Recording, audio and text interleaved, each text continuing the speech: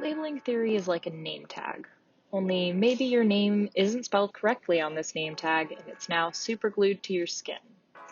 Eventually, that label is what people know about you, regardless of what your real name is.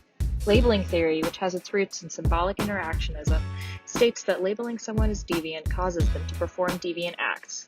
Howard Becker detailed the theory in his book Outsiders, which came out in the 1960s. It's a vicious cycle, as a minor deviant act can cause the label to be applied.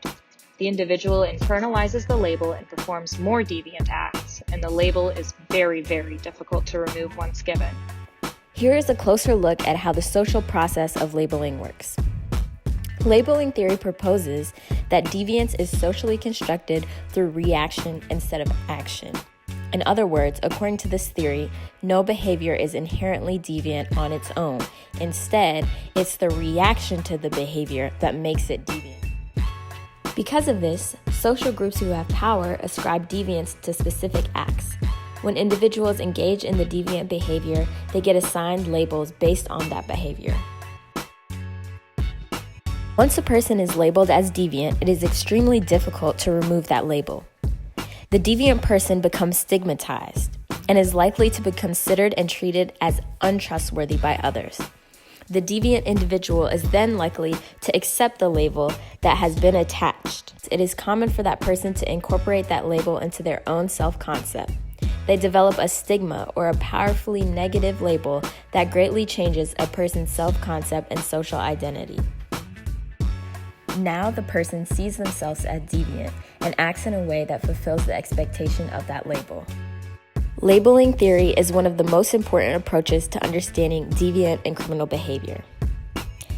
Definitions of criminality are established by those in power through the formation of laws and the interpretation of those laws by police and courts. Labeling theory can be seen multiple times in our course readings and materials. Because of the economic destruction that the Civil War had on the South and the loss of property because of emancipation, society at this time used the loophole of the 13th Amendment and criminalized free slaves. White society made it deviant to be black and to be a freed slave. They did this through labeling. They first arrested black people for minor crimes, then used media and the press to perpetuate labels. They labeled black people as lazy, unintelligent, violent, out of control, rapist, animal-like, and dangerous. This happened again during the Civil Rights Movement when intellectuals, activists, humanitarians, peacemakers, and ministers were peacefully fighting for equal human rights, but were labeled as deviant and criminal and arrested. We studied words like super predators and welfare queens and how these labels perpetuated negative stereotypes of minority communities that are still believed today. So there are many policies to remove criminal label. Criminological theory guides public policy, and the stigma associated with formal labeling can have a multiple of negative consequences for individuals.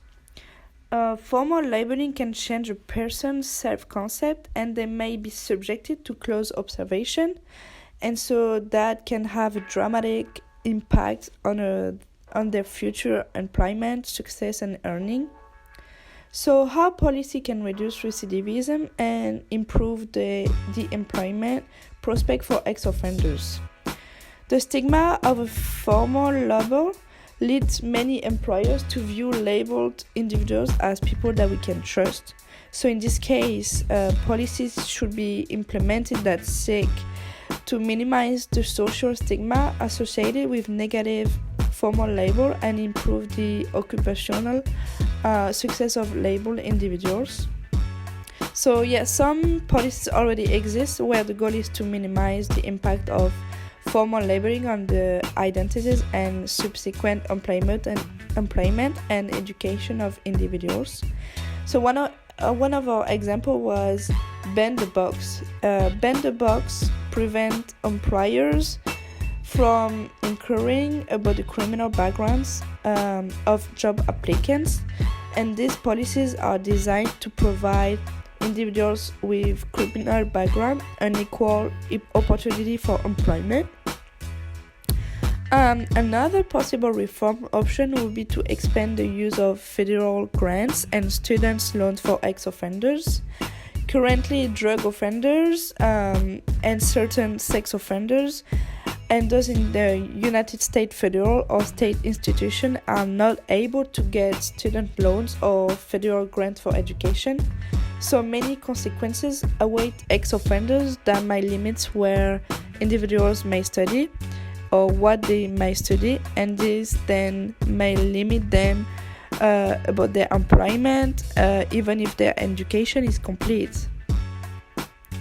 Education is strongly correlated with reduced level of offending. So the most obvious reform would be to provide federal funding and higher education opportunities for individuals while they are in jail.